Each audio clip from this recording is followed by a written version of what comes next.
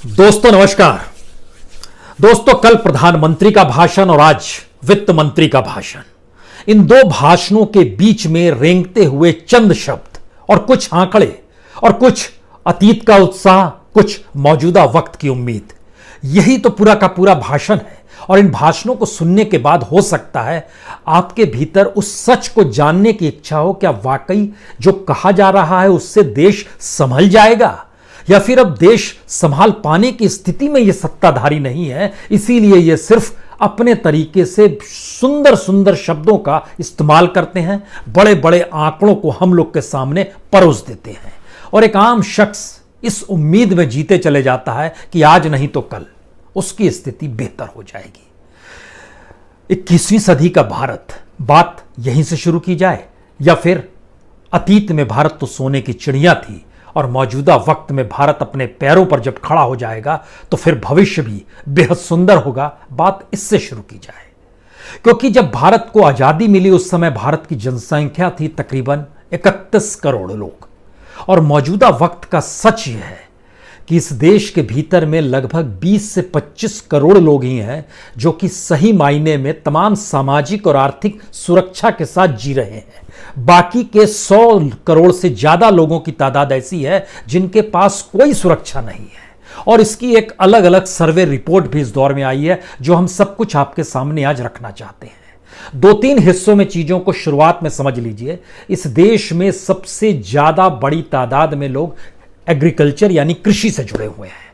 उसके बाद सबसे बड़ी तादाद में लोग अगर ऑर्गेनाइज सेक्टर में कहीं हैं तो वो है एमएसएमई यानी माइक्रो स्मॉल मीडियम एंटरप्राइजेस, और उसी में सबसे बड़ी तादाद में लोगों को राहत पहुंचाने की बात जब सरकार कहती है, और उसका जब आज ऐलान वित्त मंत्री ने किया तो लगा ऐसे कि शायद सब कुछ ठीक हो जाएगा। लेकिन जब आप उन्हीं आंकड़ों के भीतर घुसिएगा और सोचना शुरू कीजिएगा ये कौन सा मजाक है। जैसे शुरुआत में आपको एक हिंट दे देते हैं, सरकार ने कहा कि एमएसएमई से जुड़े हुए लोगों को 3 लाख करोड़ का लोन दिया जाएगा, और 3 लाख करोड़ के लोन पाने वालों की तादाद लगभग 4.5 लाख यूनिट्स है। 4.5 लाख यूनिट में अगर 3 लाख करोड़ का लोन दिया जाएगा जो कि अक्टूबर से दिया जाएगा, और उसको अगर प्रति यूनिट जोड़िएगा तो प्रति यूनिट हर के हिस्से में आता है 6,66,000।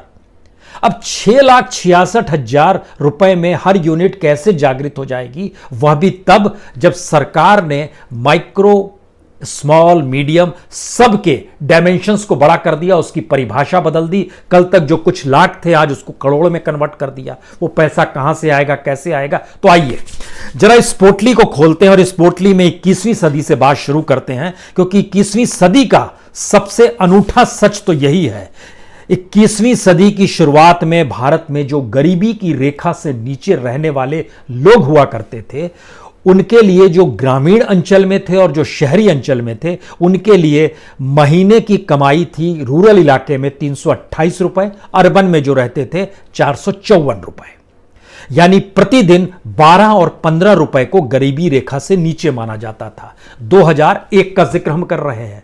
आज जब 2020 में हम आपसे बात कर रहे हैं तो इन 20 बरस में जो गरीबी रेखा से नीचे हैं उनकी आय में बढ़ोतरी जो हुई है वो 12 रुपए प्रतिदिन से बढ़कर 28 रुपए प्रतिदिन गांव में चली गई, और शहर में 15 रुपए प्रतिदिन से बढ़कर 33 रुपए पर आ गई है। यानी एक महीने में 840 रुपए अगर गांव में लोग कमाते हैं तो वह बीपीएल परिवार के मातहत आएंगे, वो हाईएस्ट पॉइंट है। और 990 रुपए अगर शहर में कमाते हैं तो भी आप बीपीएल परिवार में आएंगे, ये एक स्थिति है। अब आप सोचिए कि अगर इसको महीने और साल के हिसाब से जोड़िएगा तो चंद पैसे का ही इजाफा हुआ। गरीबी रेखा से नीचे जो लोग रह रहे थे उनकी स्थिति तो और त्रासदीदायक हो गई, और ये 20 साल के बाद 21वीं सदी का सच है। और इसके बीच में जब आप जाइएगा तो आपके जहन में कुछ सवाल आज आने चाहिए। क्या दरअसल भारत का विकास नहीं हुआ क्या? क्योंकि भारत में गरीबों की तादाद, गरीबी रेखा से नीचे की तादाद, यह लगभग 80 से 100 करोड़ लोग इसके दायरे में आ जाते हैं जो गरीब हैं। और बीपीएल परिवारों का सच यह है, हमको लगता है कि भारत सरकार का आंकड़ा कहता है कि हर चौथा या पांचवा व्यक्ति गरीब है। 21.92%, यानी हर पांचवा व्यक्ति एक लिहाज से भारत में गरीबी रेखा से नीचे आता है। लेकिन कुछ प्रदेश ऐसे हैं जहां पर कोई दूसरा व्यक्ति भी गरीब है, कोई तीसरा व्यक्ति भी गरीब है, और ऐसे प्रांतों को जब आप जोड़ दीजिएगा तो इनकी जनसंख्या मौजूदा वक्त में 2020 में इनकी जनसंख्या लगभग 57 करोड़ है। 57 करोड़ के दायरे में बिहार आता है, यूपी आता है, उड़ीसा आता है, एमपी आता है, मध्य प्रदेश, झारखंड आता है, छत्तीसगढ़ आता है और असम आता है। इन जगहों का जो हमने नाम लिया, इन राज्यों में 30% से लेकर 50 और 55% तक बीपीएल के लोग हैं, गरीबी रेखा से नीचे रहने वाले लोग हैं। उनके लिए क्या हो रहा है, नहीं हो रहा है, अभी उस पर नहीं जा रहे हैं। पहले आप फैक्ट्स को समझने की कोशिश कीजिएगा। 2011 में 10 साल पहले लगभग ये जनसंख्या जो थी ये 50 करोड़ थी, और अब 2018 तक जो आंकड़े आए हैं वो लगभग 57 करोड़ है। उस 50 करोड़ में जो बीपीएल हुआ करते थे उनकी तादाद 2011 में लगभग 17 करोड़ थी, और 2018 में उनकी तादाद लगभग 23 करोड़ हो गई है, जो बीपीएल परिवार, बीपीएल लोग वहां पर हैं, गरीबी की रेखा से नीचे। इसमें खास तौर से अगर बिहार और यूपी का देखिएगा तो बिहार और यूपी की कुल जनसंख्या तकरीबन 34 करोड़ है। 34 करोड़ में से 13 करोड़ लोग गरीबी रेखा से नीचे हैं।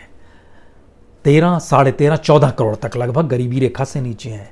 हमारा सवाल बिल्कुल अलग है। इन दो राज्यों के जितने भी सांसद हैं, जितने भी विधायक हैं, उनकी हैसियत क्या है? और इस देश के भीतर में जब हर 5वां व्यक्ति गरीबी रेखा से नीचे है तो पार्लियामेंट के भीतर की क्या स्थिति है और इस देश के विधानसभा के भीतर की क्या स्थिति है, हम इसी को जान लें। या फिर 21वीं सदी में 2001 से लेकर 2020 तक इस देश के गरीब का पैसा कितना बढ़ा, इस देश के गरीबी रेखा से नीचे का कितना पैसा बढ़ा, इंडस्ट्रियलिस्टों का पैसा कितना बढ़ा, कॉरपोरेट का पैसा कितना बढ़ा, ब्यूरोक्रेट का पैसा कितना बढ़ा, पॉलिटिशियंस का पैसा कितना बढ़ा, यह भी समझना चाहिए। तब हम समझ पाएंगे कि दरअसल ये 20 लाख करोड़ का जो पैकेज है वो सिर्फ आंकड़ों में क्यों है, उसके पीछे का सच क्या है।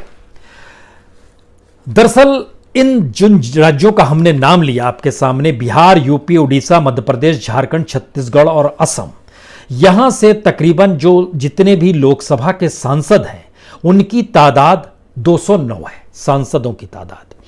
यहां से जो राज्यसभा के लिए चुने जाते हैं उनकी तादाद 86 है, और यहां से जो विधायक चुने जाते हैं उनकी तादाद 1320 है। ये 7 राज्य ऐसे हैं जहां पर हर तीसरा व्यक्ति गरीब है और कई जगहों पर दूसरा व्यक्ति गरीब है। बिहार में हर दूसरा व्यक्ति बीपीएल के नीचे आता है, उत्तर प्रदेश में हर तीसरा व्यक्ति बीपीएल में आता है, इसी तरीके से छत्तीसगढ़ की स्थिति है, इसी तरीके से असम की स्थिति है, झारखंड, मध्य प्रदेश की स्थिति है। ये सबकी अलग अलग स्थितियां हैं। ये लगभग हर तीसरे व्यक्ति के साथ गरीब व्यक्ति जुड़ा हुआ है। लेकिन जब इन 7 राज्यों का हम जिक्र करते हैं जहां की जनसंख्या ही लगभग 57 करोड़ है, वहां से आने वाले 1320 विधायकों में से 1242 विधायक करोड़पति हैं। लोकसभा में चुने जाने वाले इन्हीं 7 राज्यों के 209 सांसद जो लोकसभा में चुने गए, उसमें 197 सांसद करोड़पति हैं। जो राज्यसभा में यहां से 86 सांसद चुने, जो राज्यसभा के सदस्य बने, उसमें से 82 सांसद करोड़पति हैं। यानी एक तरफ इस देश को चलाने वाला तबके में 92% सांसद, विधायक करोड़पति होते हैं, और दूसरी तरफ की स्थिति यह है कि वहां पर 90% लोग गरीब होते हैं। यह पहले एक मानसिकता में आपके जहन में यह बात आ जानी चाहिए। दूसरी स्थिति इसकी इतनी खतरनाक है, अगर आप मौजूदा वक्त के सांसदों को देख लें तो बीजेपी के 301 सांसद हैं। 301 सांसदों में 265 सांसद करोड़पति हैं। कांग्रेस के 51 सांसद हैं, उसमें 43 सांसद करोड़पति हैं। जब आप रीजनल क्षेत्र में जाएंगे, खासतौर से बिहार, यूपी, उड़ीसा को देखेंगे, वहां की भी स्थिति देखिए। जनता दल यूनाइटेड 16 सांसद में से 15 करोड़पति हैं। लोक जनशक्ति पार्टी 6 सांसद, 6 के 6 करोड़पति। समाजवादी पार्टी उत्तर प्रदेश की 5 सांसद, 5 करोड़पति। बीएसपी के 10 सांसद, बहुजन समाज पार्टी 10 सांसद करोड़पति। बीजू जनता दल चले जाइएगा अगर आप उड़ीसा में, वहां के 12 सांसद, 12 में से 8 करोड़पति। उनकी स्थिति कुछ आपको यहां पर लगेगा अच्छा कुछ ठीक है, बड़ा गरीब प्रदेश है उड़ीसा भी। लेकिन जब ये नजरिया हम आपके सामने रखेंगे और उसके बाद अब बताना आपको शुरू करेंगे कि इस देश में किसके लिए क्या हो रहा है, तब आप इसके उस फैक्ट्स पे आ जाइए जहां पर सरकार ने इस बात का जिक्र किया कि हम 20 लाख करोड़ का एक पैकेज दे रहे हैं। दुनिया भर में शोर मचा, तमाम न्यूज चैनल दिखाने लगे कि भारत ने 10% अपना जीडीपी का दे दिया है, लेकिन इसके भीतर का सच क्या है और जब हम दूसरे देशों से तुलना करते हैं तो वहां पैकेज दिए गए का मतलब क्या होता है। जैसे एक छोटी सी स्थिति जिसका जिक्र हम बार बार करते हैं, भारत तो अब अमेरिका से भी खुद की तुलना करने लगता है पैकेज देने के मामले में। अमेरिका के भीतर का सच यह है कि जो वहां पर बड़ी तादाद में लोग बेरोजगार हुए हैं, उन बेरोजगारों को भी बेरोजगारी भत्ता जो दिया जा रहा है वह 9 लाख करोड़ रुपए से ज्यादा का है। अगर यह स्थिति अमेरिका जैसी जगह में है तो यह भारत में तो हो नहीं सकती है। यहां पर जो बेरोजगारों की स्थिति है, हम बेरोजगारों की स्थिति आपको बताना शुरू करें, कई रिपोर्ट्स भी आई है इन सबके बीच में। लेकिन सबसे पहले जो 20 लाख करोड़ है उसमें प्रधानमंत्री जी ने एक बात कही, पुराना जो मदद किया गया उसको भी जोड़ लीजिएगा। तो पुराना मदद क्या किया गया है, वो आरबीआई ने 8 लाख करोड़ रुपए सिस्टम में डाल दिए हैं। 8,40,000 करोड़ रुपए उन्होंने सिस्टम में डाल दी है। इसके अलावे 1,70,000 करोड़ एक गरीब पैकेज इससे पहले दिया जा चुका है। इन दोनों को जोड़ दीजिएगा तो तकरीबन 9,74,000 करोड़ रुपए सिस्टम में आ चुके हैं। बचे 10,26,000 करोड़। ये 10,26,000 करोड़ का पैकेज जो है ये 20 लाख का नहीं है, ये 10,26,000 करोड़ का है। क्योंकि इसके भीतर जब आप जाना शुरू कीजिएगा, आप सोचिएगा, आप कहेंगे जनाब ये आप कैसे कह रहे हैं, तो आइए जरा समझने की शुरू कीजिए। 6 फरवरी को आरबीआई ने लिक्विडिटी जो इंजेक्ट किया सिस्टम में वो 2,80,000 करोड़ का था। 27 मार्च को फिर लिक्विडिटी जो डाली सिस्टम में वो 3,74,000 करोड़ की थी। इसके बाद जो रेपो ऑपरेशन था जो टारगेटेड लॉन्ग टर्म का था, उसके जरिए तकरीबन 1 लाख करोड़ रुपया फिर आरबीआई का गया। उसके बाद जो सीआरआर कट जो होती है, जो 100 बीपी में 3% नेट डिमांड जो थी, उसके जरिए 1,37,000 करोड़ रुपए उसमें भी किए गए। इसके बाद जो 1,37,000 करोड़ रुपए और किए गए, ये दरअसल एक होता है, ये अकोमोडेशन किया जाता है मार्जिनल स्टैंडिंग फैकल्टी लॉक, जो 2% से स्टैट्यूटरी लिक्विडिटी रेशियो जो होता है 3% तक करने में 1,37,000 का और स्थिति आरबीआई के साथ जुड़ गई। इसके बाद फिर 17 अप्रैल को याद कीजिए, जो target long term repo operation था उसमें लगभग 50,000 करोड़ डाले गए। जो रीफाइनेंसिंग थी सीडीबी और नाबार्ड को दिया गया, उसमें भी 50,000 करोड़ रुपए डाले गए। उसके बाद 27 अप्रैल को जो स्पेशल लिक्विडिटी फैसिलिटी, अगर म्यूचुअल फंड जो डूब रहा था फ्रैंकलिन के बाहर होने के बाद से, उसमें 50,000 करोड़ डाले गए। और 1,70,000 करोड़ तो जो गरीब पैकेज था ही था। इसीलिए इन सबको जब आप जोड़ते चले जा रहे हैं तब यह सवाल है कि 9,74,000 करोड़ आ रहा है। अब सवाल है, ये 10,26,000 करोड़ का जिक्र इसके बाद क्या वाकई सरकार के पास पैसा है या नहीं है? पैसा नहीं है सरकार के पास। जो उसकी अपने ऐलान किए हुए जो उनकी अपनी स्कीम थी, उस पे तकरीबन जो किसानों के लिए स्कीम थी, दुनिया भर की तमाम स्वच्छता को लेकर स्कीम थी, किसान जनधन योजना थी या किसान सम्मान निधि थी, अलग अलग योजनाओं के तहत तकरीबन 8 लाख करोड़ रुपए उसमें जो खर्च हो रहे थे उसको रीडिफाइन किया जाएगा। और जो डिफाइन एमएसएमई के लिए किया जा रहा है उसमें पहला स्थिति तो यही है कि वो अक्टूबर से लागू होगा। और अक्टूबर से लागू होने पर अगर हर के हिस्से में जो 45 लाख यूनिट्स को निर्धारित किया गया है कि इनको पैसा देंगे, उनको भी अगर हर यूनिट को सिर्फ 6,66,000 मिल रहे हैं तो वो कैसे चीजों को संभालेंगे, ये सोचने की बात है। ये इसलिए सोचने की बात है क्योंकि अभी तक माइक्रो का जो टारगेट था वो मैन्युफैक्चरिंग और सर्विस का अलग अलग होता था। मैन्युफैक्चरिंग में कम पैसा लगता था, सर्विस में ज्यादा पैसा लगता था। अब दोनों को मिक्स कर दिया गया और रेंज बढ़ा दी गई। कल तक 25 लाख से 10 लाख से 25 लाख तक था। सर्विस सेक्टर में कम पैसा लगता है, मैन्युफैक्चरिंग में ज्यादा लगता है। ये थोड़ा उल्टा मामला था। अब उसको 1 करोड़ तक कर दिया गया, स्मॉल को 10 करोड़ तक कर दिया गया, मीडियम को 20 करोड़ तक कर दिया गया, और जो वहां पर टर्नओवर होगा वह भी माइक्रो में 5 करोड़ तक ले आया गया, स्मॉल में 50 करोड़ तक ले आया गया, मीडियम में 100 करोड़ तक ले आया गया। इसके मतलब क्या है? इसके मतलब बहुत साफ है कि सरकार को लग रहा है कि अगर हम एमएसएमई को बहुत रियायत दे देंगे तो रियायत देने के बाद वो पैसा अपने हिसाब से लगाएगी और उन पे हम टैक्स कम वसूलेंगे। उनको टैक्स माइक्रो स्मॉल मीडियम के लिहाज से लेंगे, चाहे उनका टर्नओवर कितना भी ज्यादा हो। लेकिन मुसीबत क्या है? मुसीबत तो इस देश के 100 करोड़ से ज़्यादा लोगों की है, जेब में पैसा नहीं है, घर में अनाज नहीं है, और वो मार्केट में खरीदने, मिडिल क्लास के सामने संकट है, वो मार्केट में अब खरीदने क्या जाएगा? तो एमएसएमई वाला क्या बनाने जा रहा है जिसके जरिए वो मार्केट में जब प्रोडक्ट लेकर आएगा तो वो बिक जाएगा? क्योंकि सच तो यह भी है कि एमएसएमई से जुड़े हुए मैन्युफैक्चरिंग सेक्टर 31%, ट्रेड सेक्टर 36% और बाकी सर्विसेज 33% जो है, इसमें से मौजूदा वक्त की स्थिति, जब हम आज स्थिति आपसे बात कर रहे हैं, तो सिर्फ 7% एमएससी ही है जो कि सरवाइव करने की स्थिति में है। इन बातों का जिक्र हम क्यों आपसे करें? और इसमें सबसे बड़ी तादाद में जब हम आपसे जिक्र करते हैं कि एमएसएमई की तादाद तकरीबन 6 करोड़ 33 लाख है इस देश के भीतर में, तो उससे जुड़े हुए लोगों की तादाद भी लगभग, सीधे तौर पर जो नौकरी करते हैं उनकी तादाद भी 11 करोड़ से ज़्यादा है, और सबको मिला दीजिएगा तो 19-20 करोड़ लोग उससे जुड़े हुए हैं। लेकिन बात ये नहीं है, बात इसके भीतर का सच डरावना है। एक रिपोर्ट तो अजीम यूनिवर्सिटी की तरफ से आई है, अजीम प्रेमजी यूनिवर्सिटी जो है उसने एक सर्वे किया है देश के अलग अलग हिस्सों में, आंध्र प्रदेश में किया, बिहार में, दिल्ली में, गुजरात में, झारखंड, कर्नाटक, मध्य प्रदेश, उड़ीसा, राजस्थान, तेलंगाना और महाराष्ट्र के पुणे शहर में किया। इसने जो डाटा बताया है वो और ज़्यादा स्थिति नाजुक है कि सरकार के पास कोई विज़न क्यों नहीं है, वो अभी पैकेजिंग पे क्यों जा रही है, उसके पास वो खुद जिम्मेदारी लेने की स्थिति में क्यों नहीं आती है।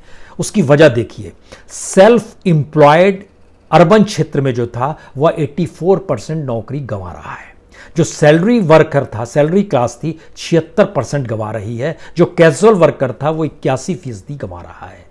गांव में स्थिति थोड़ी कम है, अच्छी स्थिति है कंपैरेटिवली, क्योंकि सेल्फ एम्प्लॉयमेंट जो रूरल क्षेत्र में था वो 47% की स्थिति नाजुक हो गई है, जो सैलरी क्लास गांव में थी 62% की स्थिति नाजुक हो गई है, और जो कैजुअल वर्कर था 66%, उसकी नौकरी रूरल क्षेत्र में नाजुक हो गई है। लेकिन सवाल यह है कि इस देश के भीतर में जितने लोग भी नौकरी करते हैं, उन नौकरी करने वालों को लेकर एक सीएमआई का डाटा भी आया है, लेकिन उस डाटा, जो सीएमआई गवर्नमेंट का डाटा है, वो डाटा बताएं उससे पहले एक चीज और समझ लीजिए। जो अजीम प्रेमजी यूनिवर्सिटी की रिपोर्ट आई है उसमें बहुत साफ बताया गया है कि जो वीकली अर्निंग थी, एक हफ्ते में जो कल तक कमाते थे 2240 रुपए, अब कमा रहे थे 218 रुपए। स्थिति इतनी नाजुक हो गई, यानी कल तक एक दिन में 320 रुपए मिलते थे, आज 30-31 रुपए मिल रहे हैं। और जितनी बड़ी तादाद में इस देश पर असर पड़ा है उसमें 51% सैलरी वर्कर जो है उसकी या तो सैलरी कट गई है या उसको सैलरी उसके खाते में अभी तक नहीं आई है।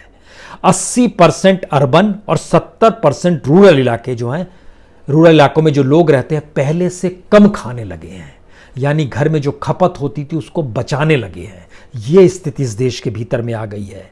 और सरकार से पैकेज जो ऐलान हुआ इससे पहले, उसके बारे में उसने एनालिसिस करके बताया कि शहरी क्षेत्रों में सिर्फ 36% को और ग्रामीण इलाकों में 53% को, इतने को ही पैकेज का लाभ मिल पाया है। और सरकार के पास जब हम जिक्र करते हैं पैसा नहीं है, तो आप सोचिए कि उत्तर प्रदेश सरकार ने जो सरकारी कर्मचारियों को 7 अलाउंसेस मिलते थे खत्म कर दिए। सरकार यानी योगी सरकार इससे लगभग 1,500 करोड़ रुपए बचाएगी, यानी अब बचाने की परिस्थिति में है। तो ये सरकार ने जब ऐलान किया 20 लाख करोड़ रुपया हम पैकेज दे रहे हैं, तो उसके भीतर का सच जरा जानना शुरू कीजिए। पैसा है नहीं तो आप दे कहां से रहे हैं, और अगर दे नहीं पा रहे हैं तो फिर इन बातों का ऐलान क्यों कर रहे हैं? क्योंकि बीएसएनएल में लगभग 80,000 कर्मचारियों ने वीआरएस के लिए अप्लाई किया था, वीआरएस का पैसा किसी को नहीं मिल पा रहा है, वेतन ही दे पाने की स्थिति में नहीं आ पा रहे हैं। किसी भी सरकारी बाबू से पूछिए तो वो सीधे तौर पर बोलता है हमारा तो 3 डीआरए चला गया। क्यों चला गया? बोला जनवरी का डीआरआई नहीं मिलेगा, जुलाई का नहीं मिलेगा डीए, और अब अगली जनवरी का भी नहीं मिलेगा। फिर पूछिए और क्या? बोले यार एक नोटिस आया था, नोटिस में लिखा हुआ था कि आप पीएम केयर में और सीएम केयर में, सीएम का भी एक केयर है जिसमें राज्य के मुख्यमंत्रियों के नाम पर जो एक फंड बनाया गया, उसमें एक दिन का वेतन आप देंगे या नहीं देंगे, यह आपके ऊपर है। यस कौन लिखेगा नो? सभी ने यस कर दिया। लेकिन अब आइए असल सच पे, जो सीएमआई का डाटा है ये बहुत साफ तौर पर बतलाता है कि इस देश के भीतर में जो लोग काम करते हैं उसमें बड़ी तादाद में लोगों की नौकरियां चली गई हैं। नौकरियां कैसे गई हैं, किस रूप में गई हैं, ये सच और भयावह है। क्योंकि 44% लोग ऐसे हैं इस देश के भीतर में जिनकी उम्र 40 से कम है, वो नौकरी करते हैं, और 40 प्लस की उम्र वाले लोगों लगभग 56% है नौकरी करते हैं। लेकिन नौकरी गई किस किस उम्र की कितनी है? 20 से 24 साल तक के जो युवा नौकरी कर रहे थे, लगभग 1,30,00,000 लोगों की नौकरी गई। यह हर क्षेत्र में है। जो 25 से 29 साल तक की उम्र थी, 1,40,00,000 लोगों की नौकरी गई। सीएमआई का डाटा बता रहे हैं। और जो लोग 30 की उम्र में थे, उनके लगभग 3,30,00,000 लोगों की नौकरी गई। 30 साल का मतलब है 30 साल से लेकर 39 साल तक। और जो 40 प्लस के लोग थे, उनकी तादाद में तकरीबन, वह जो जॉब लॉस किए हैं वह तकरीबन 3 करोड़ से ज्यादा वह भी लॉस किए हैं। यानी कुल जब जोड़ते चले जाइएगा तो स्थिति इतनी विकट है जो सरकारी डाटा बता रहा है। क्योंकि 40 साल से भीतर में काम करने वाले 44% लोगों में से 52% की नौकरी चली गई, और 40 की उम्र पार किए हुए लोगों में जो 56% इस देश में रोजगार करते हैं, उनमें से 48% की नौकरी चली गई। ये सीएमआई का डाटा है। अब आप सोचिए कि जब हम इस बात का जिक्र कर रहे थे कि अलग अलग सेक्टर में सरकार क्या करेगी क्या नहीं करेगी, आपको जान के हैरत होगी कि जिन राज्यों को हमने चुना, जहां सबसे ज्यादा गरीबी है, जहां सबसे ज्यादा बीपीएल है, वही राज्य सबसे युवा है। उत्तर प्रदेश सबसे युवा राज्य है, उसके बाद बिहार का नंबर आता है सबसे युवा राज्य, फिर झारखंड का आता है, फिर मध्य प्रदेश का आता है, और उसके बाद राजस्थान का आता है। दुनिया में भारत सबसे युवा है, एवरेज एज 29 है। लेकिन जिन राज्यों का हम जिक्र कर रहे हैं, यहां एवरेज एज भी जो है ये 22 और 23 साल के बीच में है। 2026 में यहां पर अलग अलग एवरेज एज जो होगी, तब ये 26 से 29 तक पहुंचेंगे। तो 22 और 23 साल के जो लेबर्स हैं, और जितनी बड़ी तादाद में किसी के पास कोई काम नहीं है, उसको क्या खपा पाने की स्थिति में है। लेकिन अगर सरकार की स्थिति इतनी बिगड़ी हुई है, तो एक जहन आपके सवाल में आएगा कि आप बताइए क्या होना चाहिए। यकीनन सामान्य तौर पर 20 लाख करोड़ जैसे ही आप बोलते हैं तो हमारे जहन में तो सीधे सवाल आता है कि इस देश के 100 करोड़ लोगों को अगर आप 20-20 हजार रुपए का चेक दे दीजिए तो 20 लाख करोड़ हो गए। तो उन 30 करोड़ लोगों को भूल जाइए जो अपर में आते, जो अपर मिडिल क्लास और सीनियर मोस्ट क्लास है, उनको, गरीबों में 100 करोड़ लोग जो इस देश के गरीब है ना, उनको 20-20 हजार रुपए का चेक दे दीजिए, 20 लाख। अब बोलेंगे ऐसे इकोनॉमी कैसे डेवलप होगी? यकीन सही बात है, इकोनॉमी डेवलप नहीं होगी। लेकिन वह जब उनके पास पैसा आएगा तो उसके जरिए वो अपने जिंदगी को ठीक करेंगे, क्योंकि इतना पैसा तो वो साल में भी नहीं कमा पाते हैं। और उसका जब हमने हिसाब निकाला तो इसमें 50% लोग ऐसे हैं जिन्होंने तो इतने पैसे नहीं देखे, और बाकी 50% की सालाना आय 1 लाख रुपए भी नहीं है। लेकिन फिर भी आप सोचना शुरू कीजिए कि क्या मतलब है इसका। मतलब यह है, अगर आप इसको हिस्सों में बांटना शुरू करिएगा, इस देश के भीतर में 30 दिनों तक 300 श्रमिक ट्रेनें लगातार चलती रहे फ्री ऑफ कॉस्ट, तो खर्चा सिर्फ 900 करोड़ का आएगा। उसमें क्यों नहीं पैसे का जिक्र हो रहा है?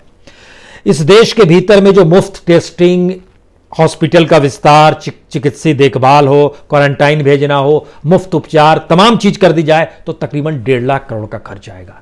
इसका ऐलान क्यों नहीं हो रहा है?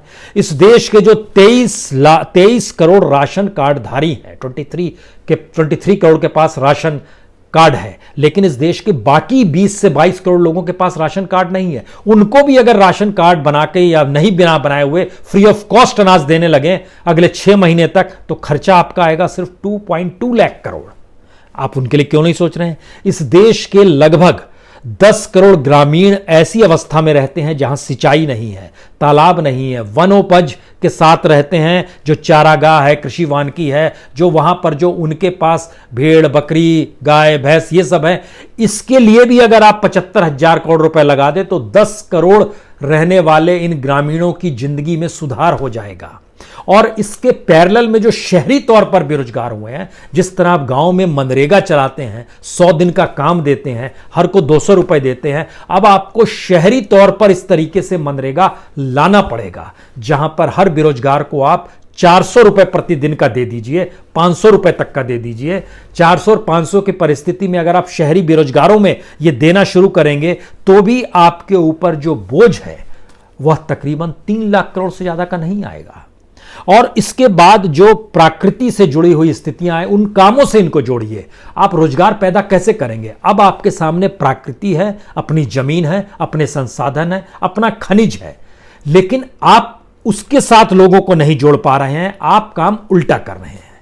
इस देश के भीतर में जो लेबर लॉ खत्म किए गए, जो लैंड रिफॉर्म की अब बात आ रही है, उसका मतलब यह है कि हम आत्मनिर्भर हो या फिर आप एफडीआई को आमंत्रित कर रहे हैं, क्योंकि विदेशी कंपनियां लगातार कह रही हैं कि आपके यहां लेबर लॉ बड़े कड़े हैं, तो आपने उसको स्क्रैप कर दिया और इसको लगातार फैलाया जा रहा है कि दरअसल ये लॉ जो है बड़े रुकावटी हैं।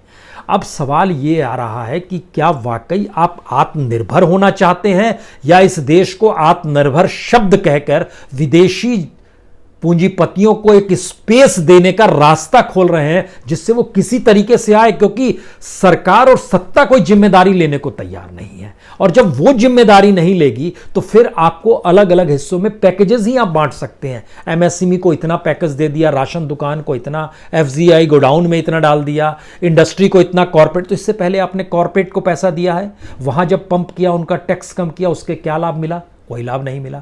इससे पहले आपने बैंक रिफॉर्म के लिए पैसा दिया, क्या लाभ मिला? कोई लाभ नहीं मिला। रियल एस्टेट को पैसा दिया, क्या लाभ मिला?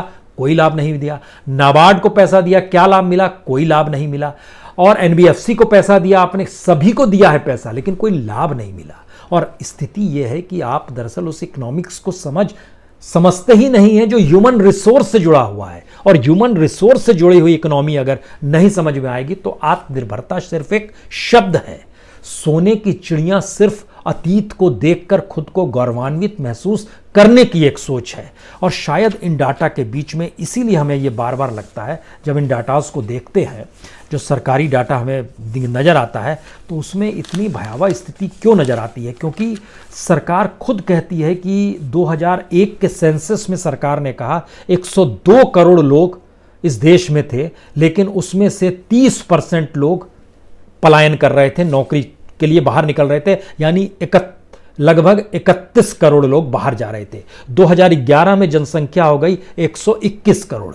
तब आपने कहा कि लगभग 45 करोड़ लोग बाहर जा रहे थे और 37% लोग। और आज की स्थिति यह है कि जब 130 करोड़ हो गए हैं तो ये लगभग 48 करोड़ से ज्यादा लोगों की आवाजाही जिले से बाहर, राज्य से बाहर, देश से बाहर, यह स्थिति आ गई है। और सिर्फ उत्तर प्रदेश जैसी जगह में और बिहार जैसी जगह में, अगर इन दोनों राज्यों को ही मिला दिया जाए, सिर्फ यहां से पलायन करने वाले लोगों की तादाद 10 करोड़ के लगभग अगर है, अलग अलग जगहों पर बिखरे पड़े हैं ये लोग। और सरकारी आंकड़ा बतलाता है कि लगभग 6 करोड़ लोगों का पलायन इन दोनों राज्यों से दूसरे राज्यों में हुआ है। तो उनको वापस लाया जाए, या वो वापस कैसे आएंगे, या वो जहां पर हैं वहां पेट भर पाएंगे, या वहां से जब वापस रिवर्स माइग्रेशन में गांव आएंगे वहां कुछ दे पाएंगे? कोई प्लानिंग नहीं है। और अगर ये प्लानिंग नहीं है और अगर ये स्थिति नहीं है तो इसका मतलब ये है कि हम लोग वक्त काट रहे हैं। क्योंकि दुनिया के अलग अलग जगहों की रिपोर्ट बार बार ये दिखलाती है कि किस संकट से पूरी दुनिया जूझ रही है। भारत कोई अलग नहीं है, लेकिन हर के पास जो प्लानिंग है उस देश ने खड़ी की है, उसमें उसने संरक्षण की स्थिति अपनाई है।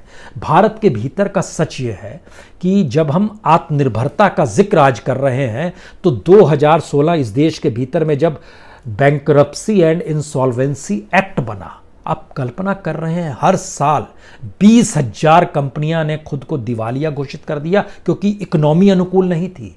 इस देश के कॉरपोरेट्स ने पैसा लगाना बंद कर दिया, इस देश के इंडस्ट्रियलिस्टों ने बाहर पैसा लगाना शुरू कर दिया।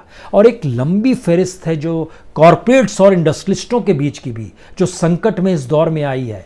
तो हमने नियम ऐसे राहत वाले बनाए जिसमें बैंक से लोन लिया हुआ रईस बाहर भाग जाए। बैंकों को हमने मर्ज कर दिया।